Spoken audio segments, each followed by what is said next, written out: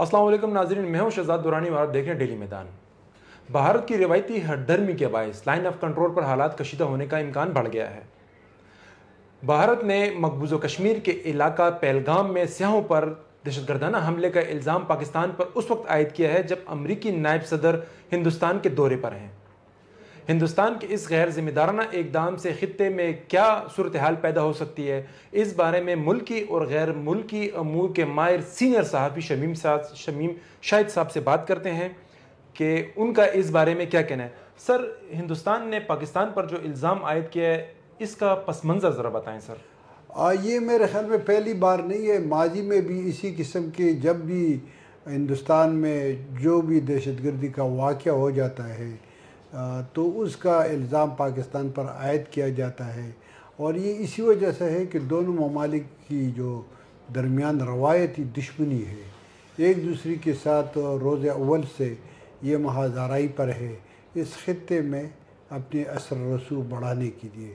دونوں ممالک کے درمیان جب بھی اگر آپ دیکھیں تو پاکستان میں جو واقعہ ہوتا ہے تو وہاں پر اس کی بھی کڑیاں ہندوستان سے ملانے کی کوشش کی جا رہی ہے، وہاں پر بھی جو کچھ ہوا ہے تو ہو رہا ہے تو اس کی بھی کڑیاں یہاں پر پاکستان پر الزام عائد کیا جاتا ہے۔ تو یہ مسئلہ ہے دونوں ممالک کے درمیان۔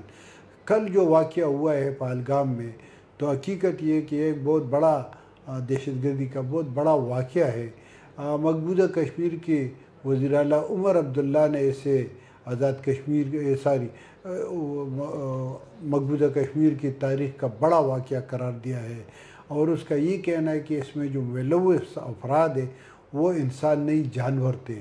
اسی طرح اس کی مذمت تو دنیا بھر میں بھی کی جاتی ہے، پاکستان نے بھی اس کی مذمت کی ہے کہ اس قسم کے واقعات نہیں ہونی چاہیے، مگر ایک دوسرے پر الزام لگانے سے حقیقت یہ ہے کہ اس خطے میں ایک بار پھر ٹینشن بڑھ گیا ہے۔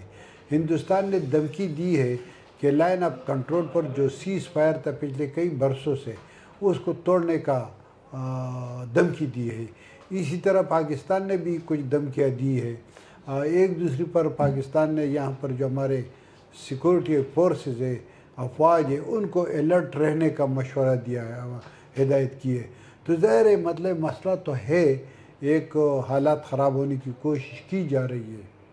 سر، اگر یہ پاکستان اور ہندوستان کے مابین حالات کشیدہ ہوتے ہیں تو اس سے دونوں ممالک کی معیشت پہ کتنا اثر پڑے گا؟ دیکھیں نا، دونوں ممالک جو ہے نا وہ نیوکلیئر پاور ہے، دونوں کے پاس نیوکلیئر ہے، اور نیوکلیئر ممالک کے درمیان جنگ جو ہے وہ ان دونوں ممالک کے لیے خطرناک ثابت ہے، بلکہ یہ عالمی امن کے لیے بہت بڑا دھچکا ثابت ہو سکتا ہے۔ اور میرے خیال میں جو عالمی ادارے، جو اقوام متحدہ ہے یا جو بڑے ممالک ہیں، بالخصوص امریکہ ہے، چین وغیرہ، یہ بھی نہیں چاہیں گے کہ ان دونوں ممالک کے درمیان جنگ چڑھ جائے، کیونکہ ان سے نہ صرف یہ دونوں ممالک کے درمیان تعلقات خراب ہوں گے، معیشت خراب ہوگی، بلکہ اس جنگ سے عالمی سطح پر جو معیشت کے لیے جو کوشش ہے، استحکام کے لیے جو کوششیں کی جا رہی ہے، امن کے لیے جو کوششیں کی جا رہی ہے، اس کو نقصان پہنچے گا۔ آپ دیکھ رہے ہیں کہ یہ جو پاکستان کے جو وزارت خارجہ کے ترجمان ہیں جلیل عباس صاحب، انہوں نے اس کی مذمت بھی کی ہے اور ہندوستان کے الزامات جو ہے اس کو مسترد کر دیا ہے۔ سر، ماضی میں بھی جیسے آپ نے کہا کہ ہندوستان اس قسم کی حرکتیں کر چکا ہے، اور جب تحقیقات ہوئی ہیں تو اس میں اپنے ملک میں تخریب کاری کا جو ذمہ دار تھا وہ ہندوستان خود ٹھہرا ہے۔ ہندوستان آخر اس سے کیا حاصل کرنا چاہتا ہے؟ دیکھیں نا، دونوں ممالک کے درمیان دشمنی ہے، دونوں ممالک کے درمیان تنازعات ہے، بالخصوص یہ جو مقبوضہ کشمیر ہے، جس کو مقبوضہ کشمیر کہتے ہیں، وہاں پر مطلب ہندوستان نے، اگر آپ کو یاد ہو تو انہوں نے 5 سال قبل یہاں پر جو ان کا جو آرٹیکل 370 تھا اس کو کالعدم قرار دیا۔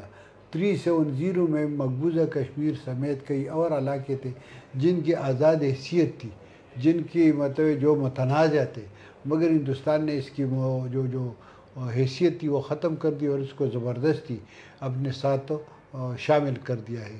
تو ایک تو یہ ہے کہ کشمیر پر ان کے درمیان دوسری اس خطے میں جو معاشی ہے یا جو اسٹریٹجکلی ہے یا جو پولیٹیکل برتری ہے، ان کی حصول کے لیے دونوں ممالک کے درمیان ایک رسہ کشی کا سلسلہ جاری ہے۔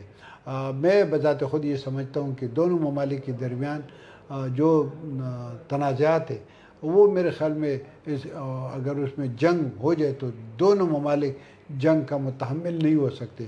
دونوں ممالک کو ایک جیسے معاشی صورتحال کا سامنا ہے, غربت کا سامنا ہے, معاشی پسماندگی ہے, تو بہت سے مسائل ہے. لہذا دونوں ممالک کو چاہیے کہ وہ بات چیت کے ذریعے ان مسائل کو حل کرتے ہیں. سر, ماضی میں بھی ہندوستان پاکستان پر الزامات عائد کرتا آیا ہے. اس وقت یہ الزام عائد کر کے ہندوستان کیا فائدہ حاصل کرنا چاہتا ہے؟ دیکھیں نا, اس وقت تو امریکن نائب صدر ہے JD وینس, وہ 4 روزہ دورے پر ہے. کل وہ پہنچ چکا ہے, اور یہ واقعہ ایک ایسے وقت ہوا کل جب وہ پہنچ چکے تھے. جب ان کی مذاکرات شروع ہوئی تھی وزیر اعظم مودی سے اور دیگر حکام سے, تو ظاہر ہے جب انڈیا نے یہ الزام لگایا تو اس کا مقصد یہ تھا کہ امریکہ کو دکھا دے کہ پاکستان ہمارے ساتھ یہ ظلم کر رہا ہے, پاکستان دہشت گردی. تو ان کا ایک سیاسی فائدہ اٹھانے کی بھی کوشش ہے, کیونکہ امریکن پہلے مطلب یہ امریکن کی جو نائب صدر ہے ان کا پہلا دورہ ہے اس خطے میں ہندوستان کا. ابھی تک وہ پاکستان نہیں آئے, اور ہو سکتا کہ اس کے بعد ان کا پاکستان کا بھی وزٹ ہو جائے. تو میرے خیال میں اس سے ایک بین الاقوامی سطح پر امریکہ جو ہے نا بہت بڑی قوت ہے. لہذا امریکن کے سامنے اس قسم کے الزامات عائد کرنا کا مقصد سیاسی فوائد کی حصول ہے. جن ناظرین, جیسا کہ آپ نے شمیم صاحب کا تجزیہ سنا, اور ان کا یہ کہنا ہے کہ جنگ کسی بھی مسئلے کا حل نہیں. دونوں پڑوسی ممالک ہیں, ان کو اپنے مسائل اور جو تحفظات ہیں وہ بات چیت کے ذریعے حل کرنے چاہیے. اس قسم کے مزید ملکی اور غیر ملکی صورتحال سے آگاہ رہنے کے لیے ہمارے ساتھ جڑے رہیے گا. اپنا خیال رکھیے گا. اللہ حافظ.